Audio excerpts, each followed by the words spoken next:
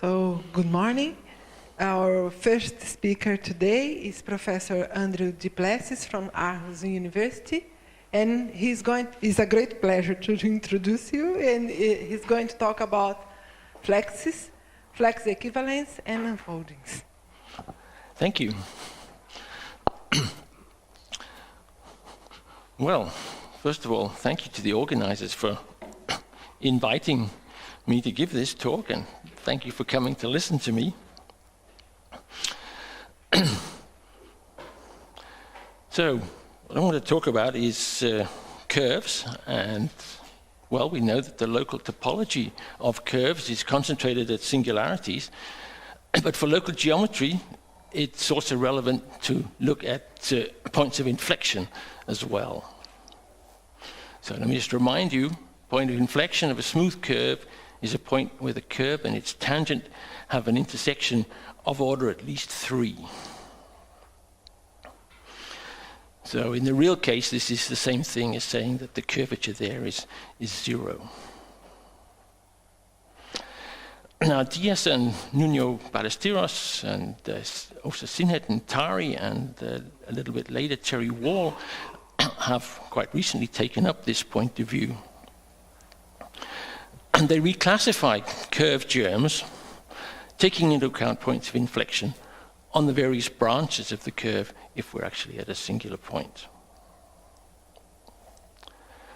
Now, I'm going to follow Terry Wall's exposition and begin in the complex case. Let's first of all start by extending the notion of equisingularity of plane curve singularities. Now, the notion of equisingularity is due to Zariski, and you can characterize it in lots of different ways.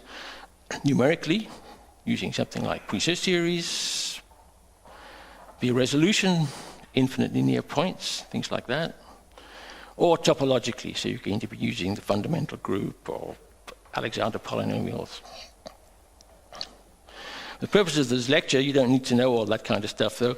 Just need to know that right equivalent germs are equisingular, and that the letters and numbers, things like AK and DM, from Arnold's classification, give equisingularity type. Now, for a reduced germ of a curve with no linear branch, Wall defines the flat equisingularity type of C as the equisingularity type of C, the curve, union with D, where D is the union of tangent lines to C at the point. Or, more precisely, you can say that the flat equisingularity type of C is the equisingularity type of C, together with the list of intersection numbers of each branch of the curve with the tangent line to the branch.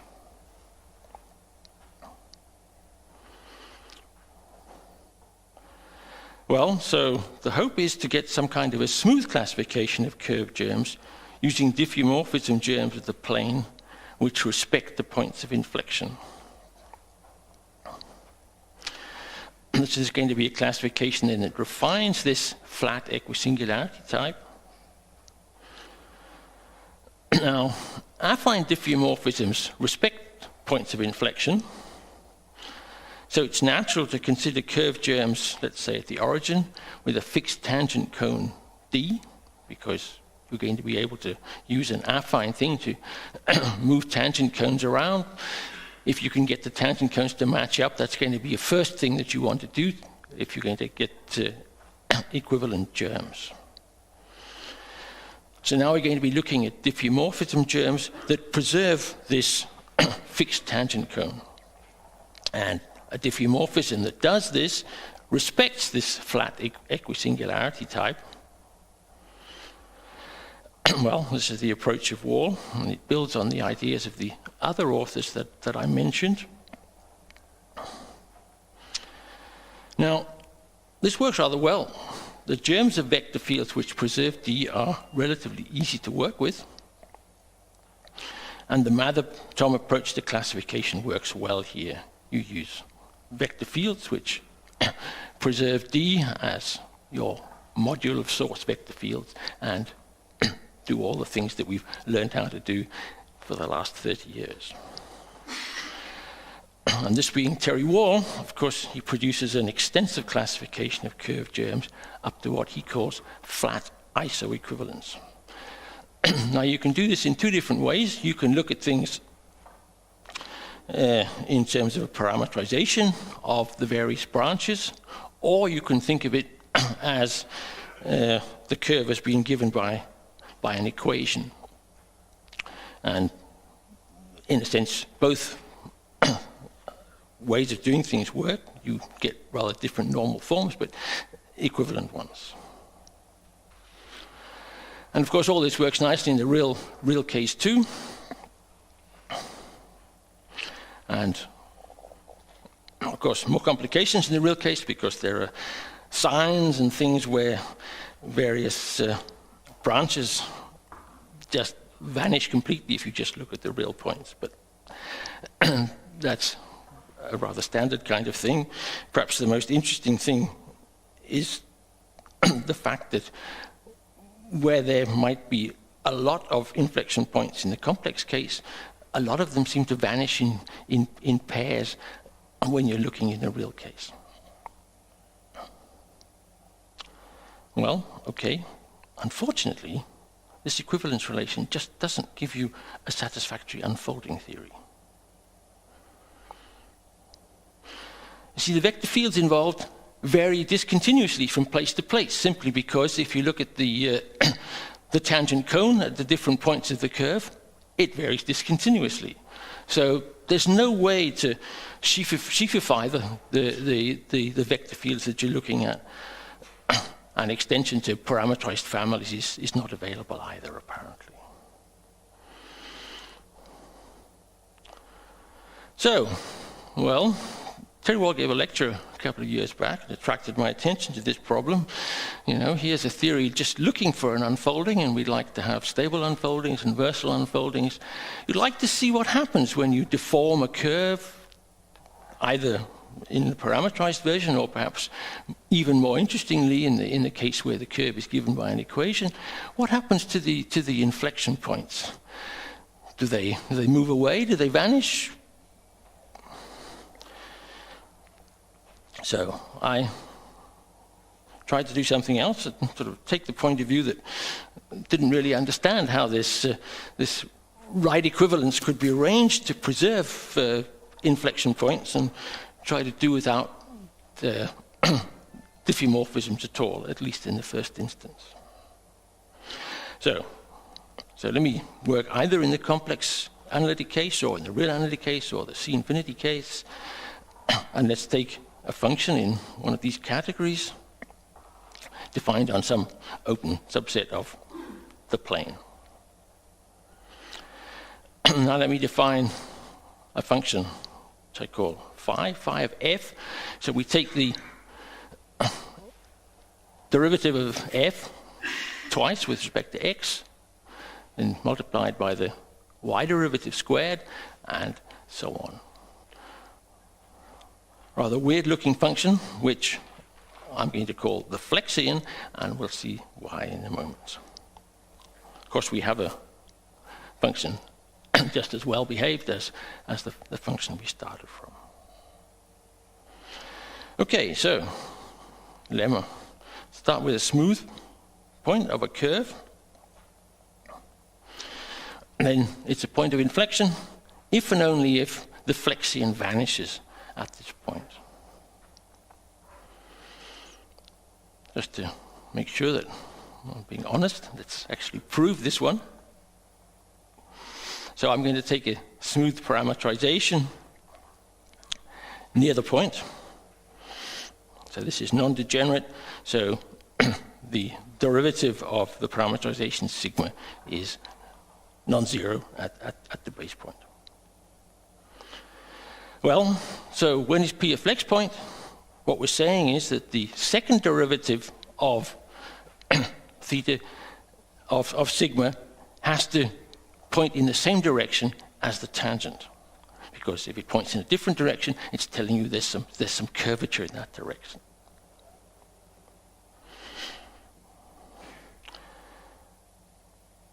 Well, so we have a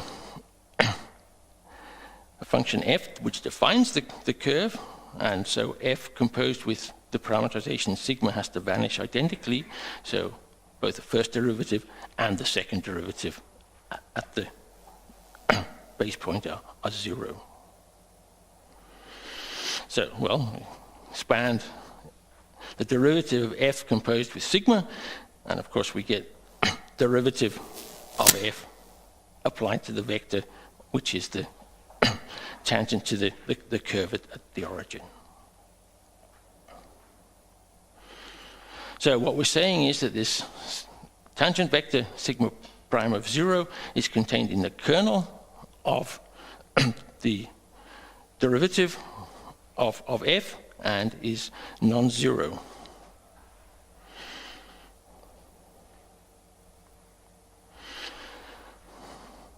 So kernel is, of course, one-dimensional.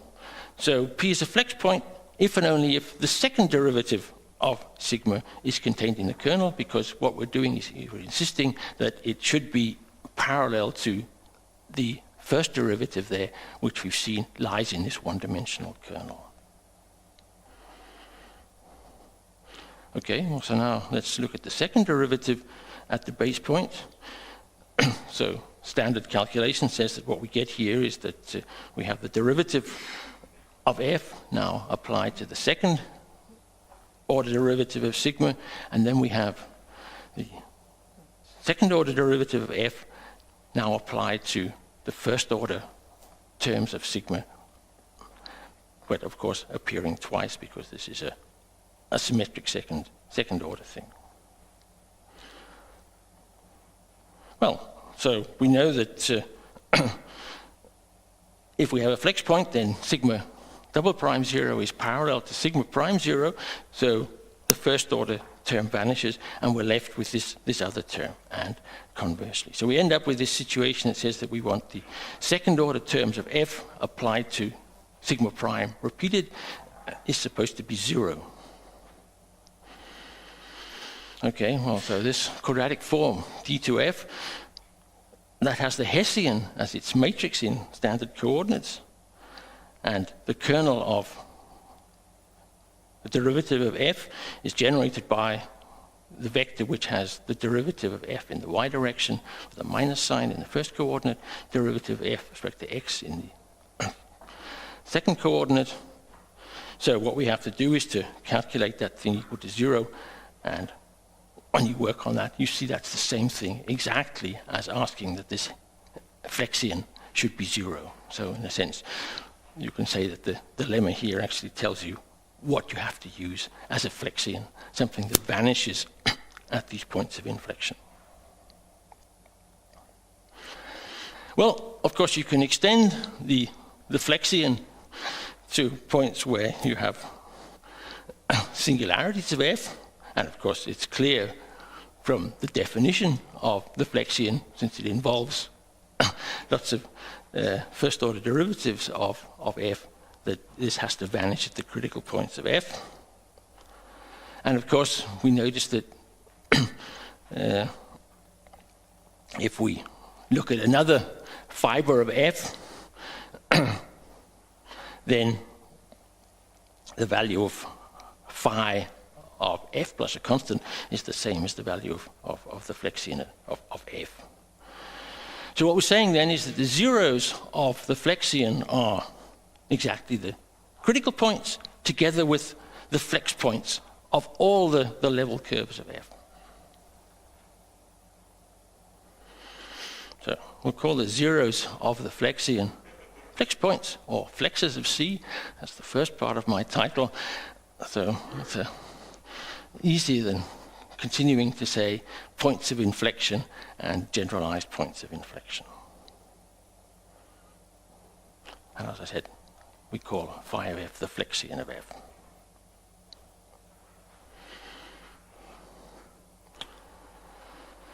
Okay, well, some objects associated with these flexes. If I've got a germ, I want to define a flex algebra.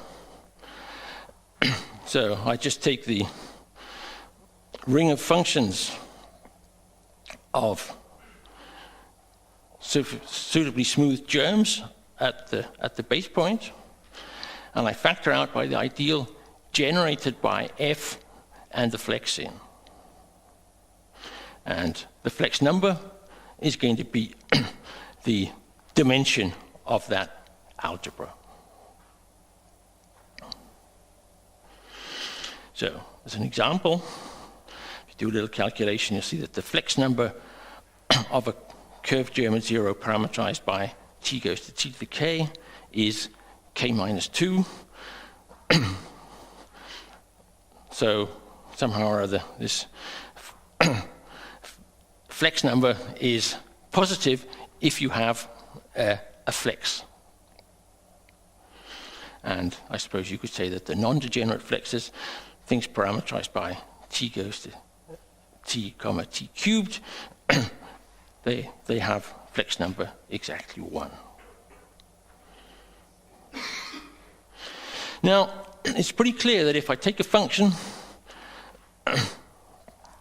multiply by some other curved germ, then I can do a calculation that says that I'm sorry about the capital Phi's there, it should be small. The flexion of AF minus A cubed times the flexion of F is just a multiple of F, so that at least if we have an invertible A there, the flexion of the flex algebra of AF and F are the same thing. Of course, this is more or less obvious geometrically, because what happens if you take something invertible multiplied by F and then look at the set of zeros of that, it's the same as the set of zeros of F. It's the same curve, geometrically speaking, so it'll have the same flexes.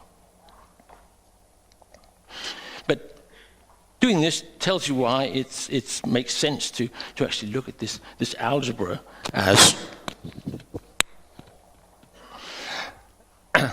as an interesting object here. So let's say that F is of finite flex type if this flex number is finite. And it's not hard to see that this is a condition that holds in general. So for all but a subset of infinite codimension, the functions we look at will have finite flex type.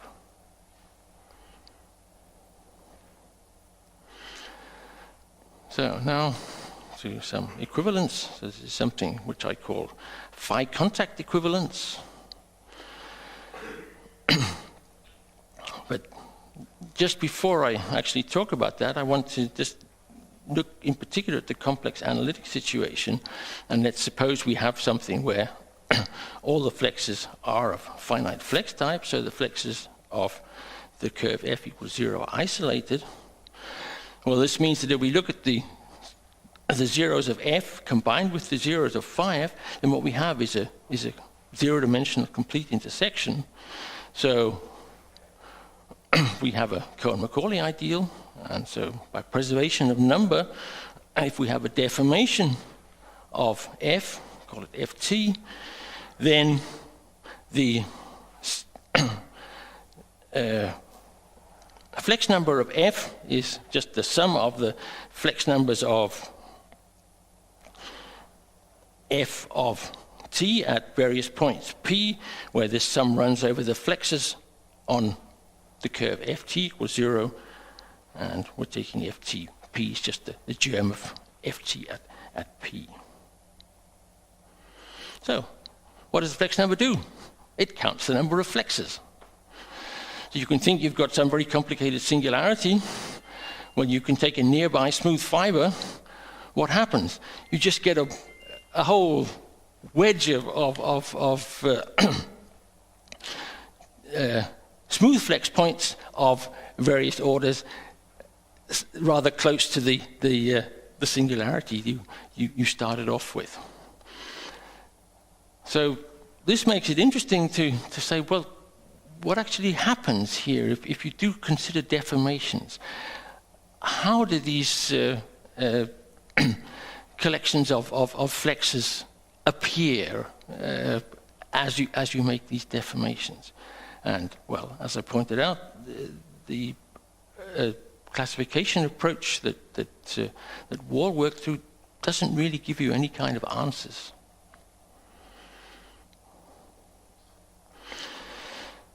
So, well, this is one reason for changing the definition. Let's say that if we have two function germs f and g,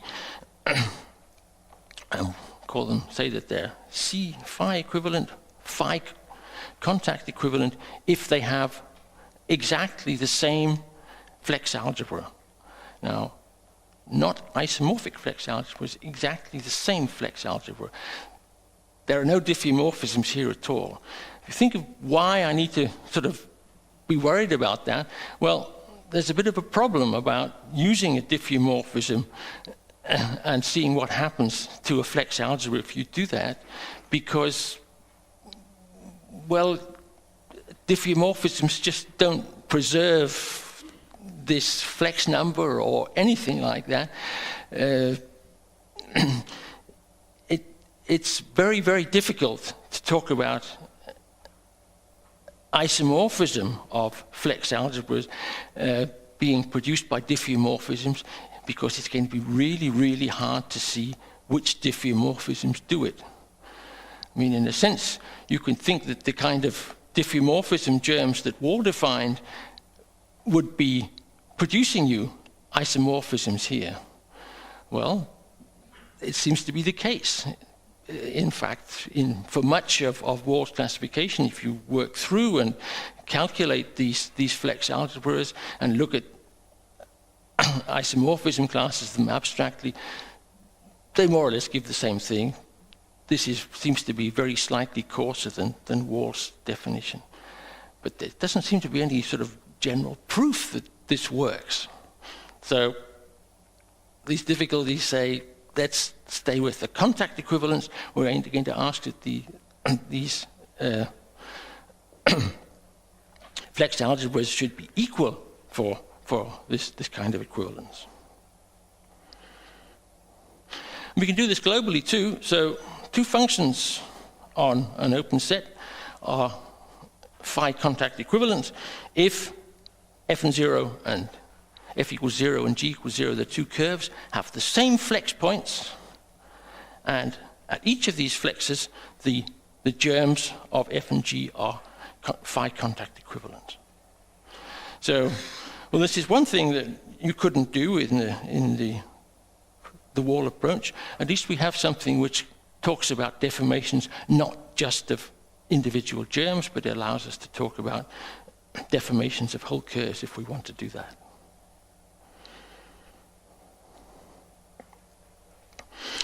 Now, I want to do something a little bit more complicated. So this is phi to the r contact equivalence that I want to talk about. So now I define a rather different algebra, q phi r of f. Well, this is the algebra formed by factoring out by the ideal generated, not by f and the flexion, but by f and the flexion raised to some power, let's say to the power r. So, function germs are f and g are c phi r equivalent if their phi to the r algebras are equal in the same way as before. And why do I want to do this? Well, in a sense, the key reason and the key observation to all of what I'm going to be saying is that if you take f, add some multiple of the flexion cubed to it, and then look at the flexion of that linear combination, well, it's a multiple of the flexion of f. So why does this work out? Well, just think of what happens when you want to compute the flexion. You've got something, you add on a cube of something. What do you have to do to compute the flexion? You have to take the first derivative and the second derivative. But always, when you've done that, you're going to be left with a factor which involves the flexion itself. So I mean, this is, in a sense, a rather trivial observation. But of course, what it means is that for almost all A, F and F plus A times the Flexian cubed are going to be phi cubed contact equivalents. So, in a sense, in the usual way we think about it, the tangent space at F to its phi cubed contact equivalence class, in the Mather sense, is just going to be the ideal generated by F and this Flexian cubed. So, well, this is going to be very useful as soon as we're going to be starting to thinking in terms of deformations. It's nice to know what the tangent space to the isomorphism class you're looking at is.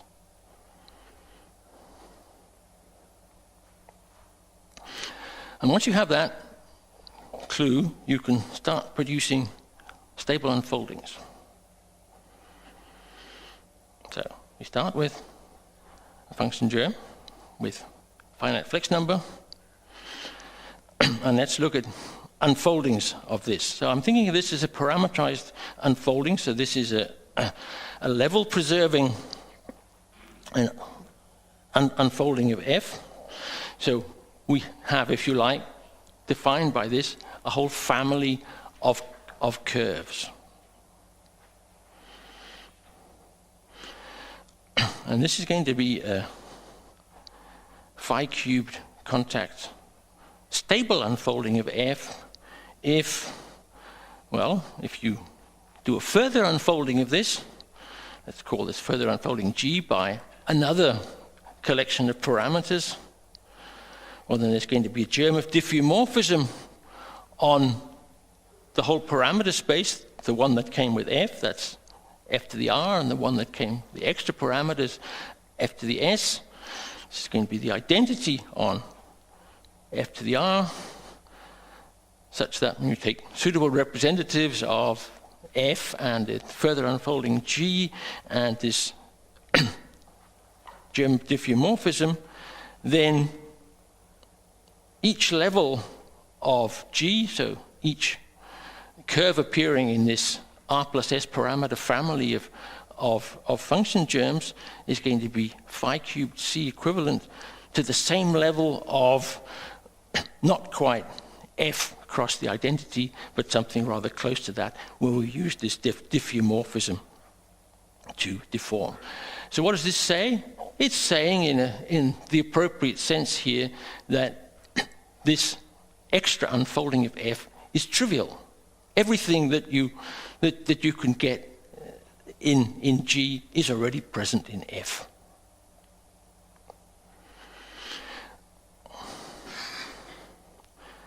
If you have something like that, well, it turns out that this is also versal in the appropriate sense.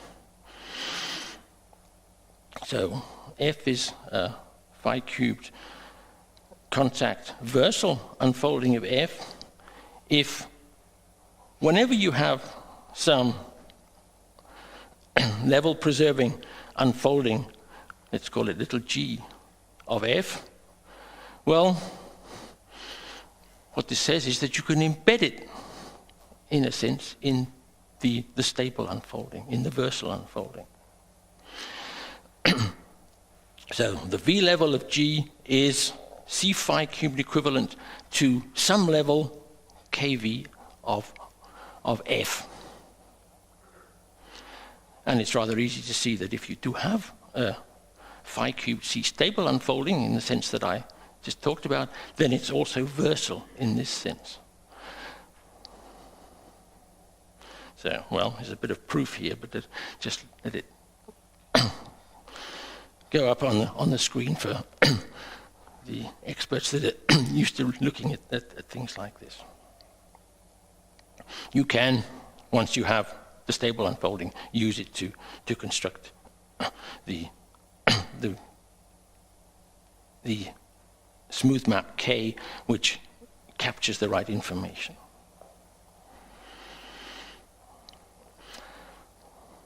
thing is, if we use the germ of diffeomorphism, which was guaranteed by the stability, then we can simply define the map germ K as pi composed with H composed with I, where I is just the obvious inclusion of F to the S in F to the R cross F to the S. And pi is just the projection the other way. So, this is the kind of object that I'm interested in. I want to get hold of these versal unfoldings. What you can see is that in this way, in the stable and therefore versal unfolding with respect to this, I just have captured all the information which is possible for deformations, unfoldings of the germ that I first thought of. And so this is going to give me a good picture of how the flexes move as you deform. So, well, let's start again. We start with a function germ at the origin with a finite flex number. And let's take a parameterized unfolding of it. Now, what we can use is to look at the tau f. Essentially, this is the derivative of f. So we're essentially taking the derivative here in the ith coordinate direction. Well, this produces a 1 when you're looking in the ith coordinate direction in the target. So we'll take that away. We're just interested in the part of this vector field along f, which lies in the level directions. We can get a selection of those, one for each of the coordinates of the unfolding. And this is what we're getting then is a vector field along a function. So, well, this maps into something which has got a one-dimensional tangent space. So what we're really doing is just picking out the coefficient of this, which we can just think of as a as a function, which I here call delta I of f. So this is a smooth function, or function germ at least, at the base point.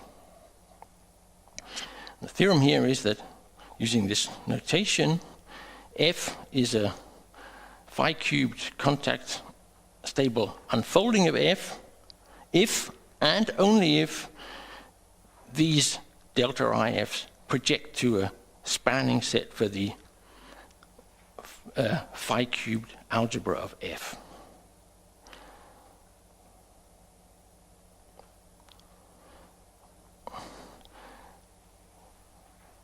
And if you accept that, then you can also see rather immediately how it is that you construct phi cubed contact stable unfolding. So let's just start with some functions which project to a spanning set for the phi cubed algebra of f, and then just define f by using the alpha I. So f of xy at coordinates u1 up to ur, we just take fxy, and then we take the sum of the alpha i's evaluated at xi multiplied by ui. So this is a very standard kind of thing. If you define the unfolding in this way, what is delta I of f? It just turns out to be exactly alpha I. So this is stable according to the previous theorem. So we have a stable unfolding this way. Okay, well, so how do you prove stuff like this? Well, this is not quite the same game as Mather unfolding theory, because instead of looking for non-parameterized unfoldings, as you do in Mather stability, what we're looking for here is parameterized versality, because at each point what I'm trying to do is to think of myself as having a parameterized family of functions. Looking at the zeros of that gives me a parameterized family of curves. And it's this family of curves that we're looking at.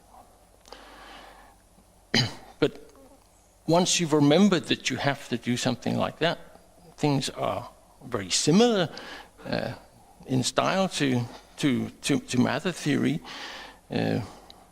What you do is to say that you have a particular, when you, in a sense, what you have is some kind of a way of saying that all the vector fields along capital F are captured in the kind of vector fields which give the diffeomorphisms of the parameter space that you're prepared to accept in this context, or else they lie in the tangent space to the orbit.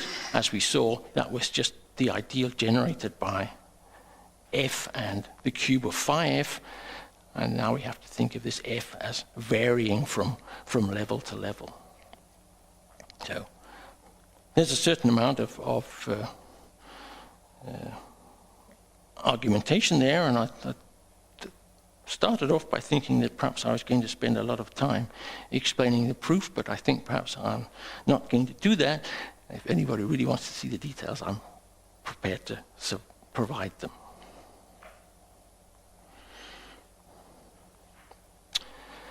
Okay, so, well, if you believe me, we have stable and versal unfoldings of these finite flex-type function germs. And in a sense, we ought to be in really good shape. I mean, this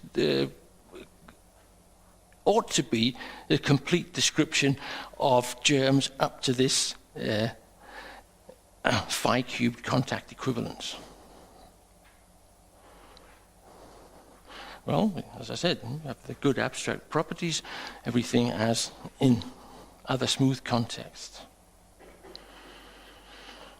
However, the equivalence notion we've used is rather far from the, on the face of it, more natural flex equivalence, where you're just going to ask yourself that the algebras that I looked at, the phi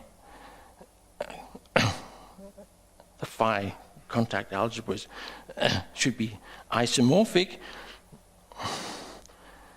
We're asking, before things are allowed to be equivalent, they have to be really, really close together. So this is a very, very fine notion of equivalence. And this means that we get really, really high dimensional unfoldings out of this. So let's take an example. The flex number of the least degenerate with respect to flex number A1 singularity is, when you do the calculations, something which has a normal form which looks like xy plus x to the cube plus y to the cubed. You can't just allow xy because you've got lines, so everything there is flex, so that's not a finite flex type. But if you look at this, this is rather close to being saying that you have two curves with non-zero curvature intersecting at a point, if you look in the real case at least. Well, do the calculations. The flex number here is 6. So what's the dimension of my phi cubed algebra? Well, of course, it's 18, because it's just going to be 3 times 6. So the miniversal unfolding with respect to this phi cubed contact equivalence has unfolding dimension 18, the very simplest singularity. Not very comfortable. By the way, it's an interesting calculation. Take this germ. You've got this flex algebra. It sort of says you can perturb this, and it ought to produce 6 inflection points. So, well, one way to perturb it so that the singularity vanishes is you just add a constant, right? Yeah, well, you really do the calculations. There are 6 flex points there. In the real case, only 2. But interesting to consider. I haven't talked about it in this talk, but it's a really interesting question to try and work out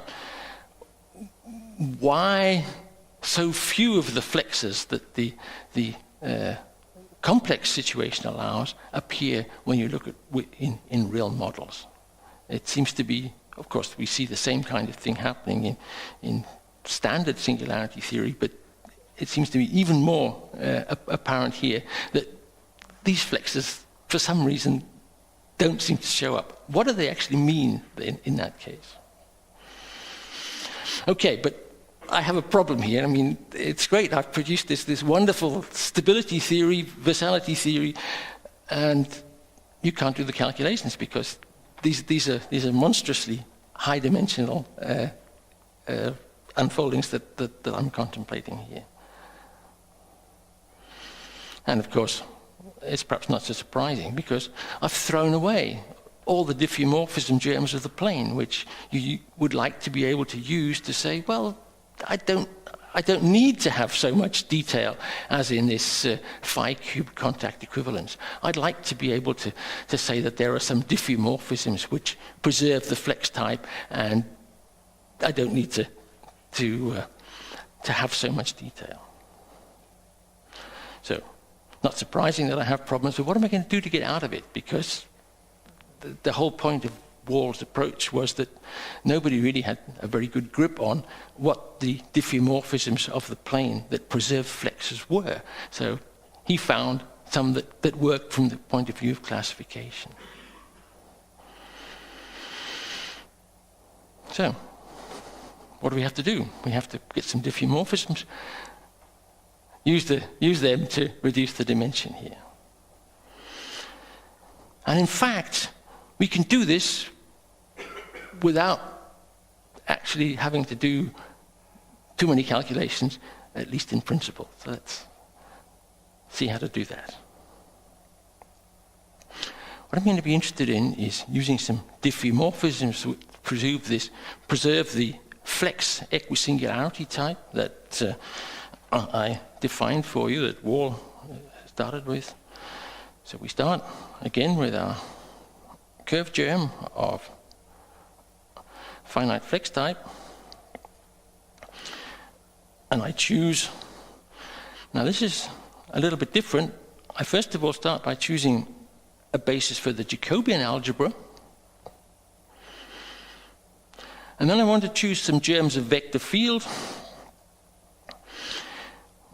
So what I want to take is germs of vector field, which when I apply tau f to them, apply the derivative of f to them, this gives me some functions, call them beta I, and I want these to project to a basis for the ideal generated by f and the Jacobian factored out by the ideal generated by f and the cube of the flex algebra.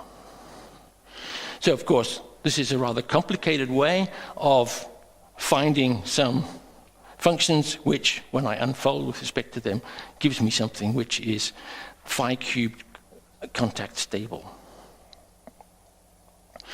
So, well, first of all, I can unfold by using the alpha i's, the ones that projected to a basis for the ideal generated by f and jf. And this thing then is the standard versal unfolding, contact versal unfolding, and it's part of the theory here that if instead of looking at it as a non-parametrized unfolding, we look at it as a parametrized unfolding, all the contact types of the germs are available in this unfolding. So this is a very standard kind of object. It gives us all the smooth but not flex information that we might want to have for deformations of f. Now I can choose to unfold using the other functions beta I, which are all the functions which are contained in the Jacobian ideal or we can think of them as functions containing the Jacobian ideal. But instead of doing that, I can take the flows of the vector fields that produce these beta i's and use them instead to define the unfolding. So what I'm going to do is to produce a many-parameter unfolding of G by using these flows. So if HI is the flow for eta I, then I'm going to define diffeomorphisms parameterized by how far I flow first in the n direction, then in some amount in the n-1 direction, and so on and so on and so on. Anyway, produce this large family of germs of diffeomorphism and just pre-apply this diffeomorphism and then apply G to that. And if you run through the calculations, you see that this is actually a phi cube contact stable unfolding of minimal dimension. And it tells you what's actually going on here. I mean, what we have is the standard K versal unfolding of the germ we first thought of, and now we're perturbing it by a massive number of diffeomorphisms. So in a sense, we have lots of diffeomorphisms, and the question is, how many of them perturb the inflection points, and how many don't?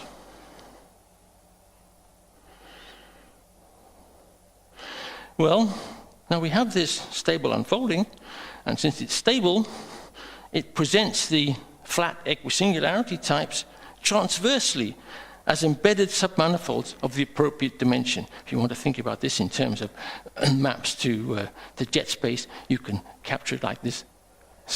Stability implies transversality in the appropriate sense.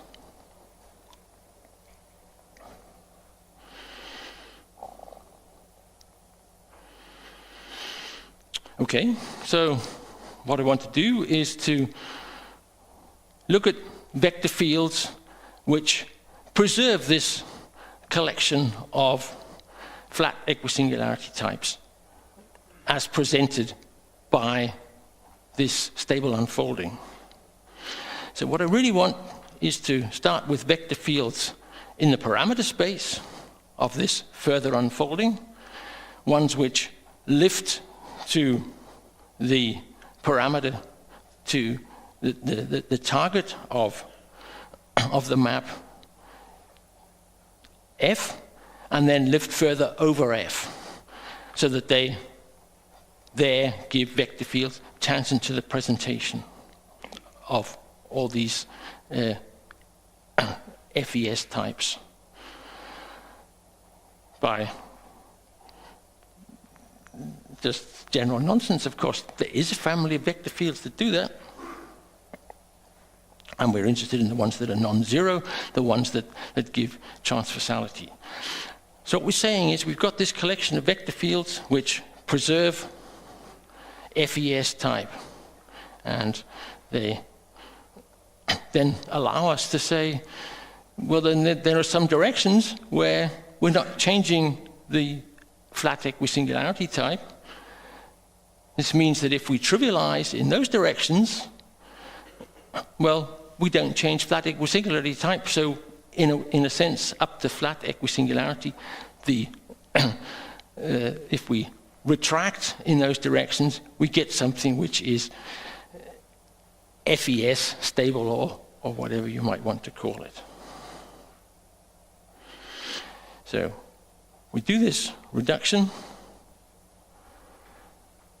and what this says is we've actually got a versal unfolding with respect to this coarser equivalence relation, which allows these phi cube contact equivalences, and also this, unfortunately, so far, just implicitly defined group of germs of diffeomorphism in the plane, which preserves these FES types.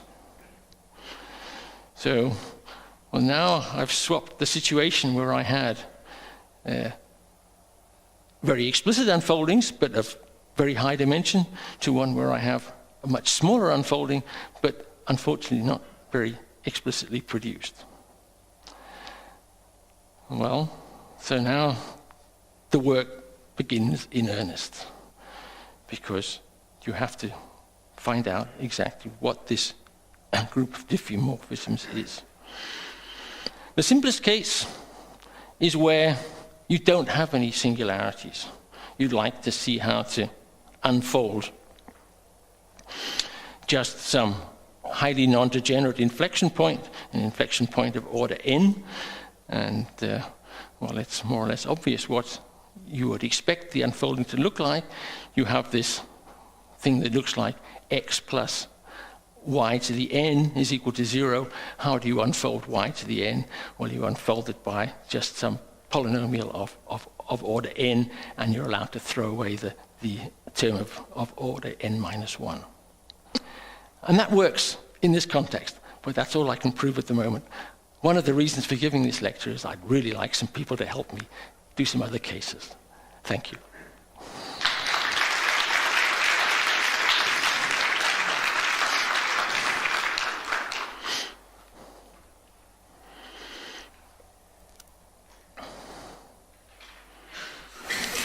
Sorry, it's not working. Right. So, are there any questions? Just two questions, really. I mean, does it work for parametrized curves? I'm sorry? Does it work for parametrized version? Here you took us your curve as an equation. Well, yes, I think it's perhaps a bit easier to do it in that way, because you're not trying to break up the critical points. All you're sort of doing is sort of varying them, but the critical points remain where they were. So you could play the same game there, yes. His classification is by a set of invariants. He was saying you cannot get normal form because the moduli appear, there are a lot of immediately. So in your classification, in your method here, is it the same? Well, as I said, this is, if you just look at what I called flex equivalence, this is slightly coarser than Terry's classification. But still, you get moduli really quite soon. You don't see many moduli in the flex versions of A singularities, or not so many in D, but go further along and all hell breaks loose.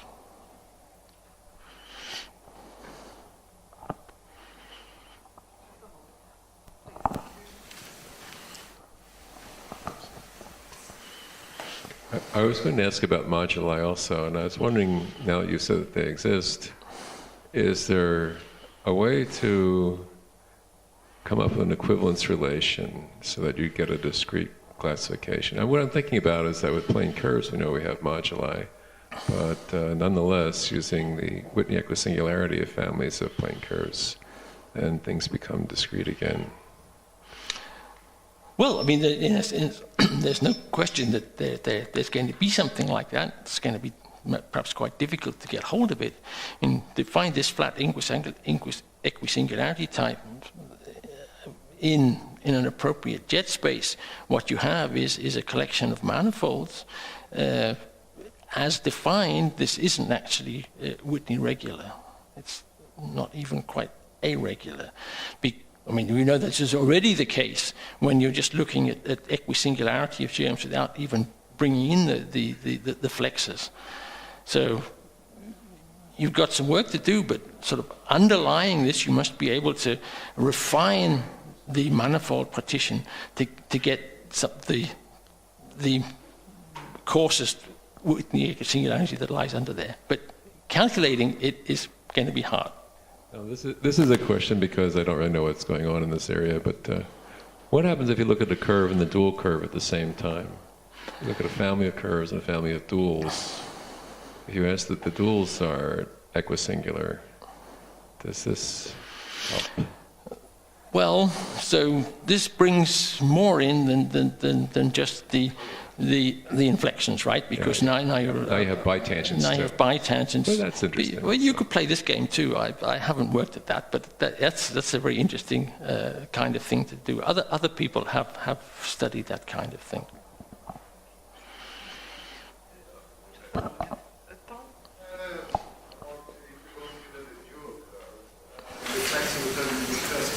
Can you develop a similar program? Well, I don't know because I haven't done it, but I think it would be interesting to do that, and I don't see any reason why you shouldn't be able to do this.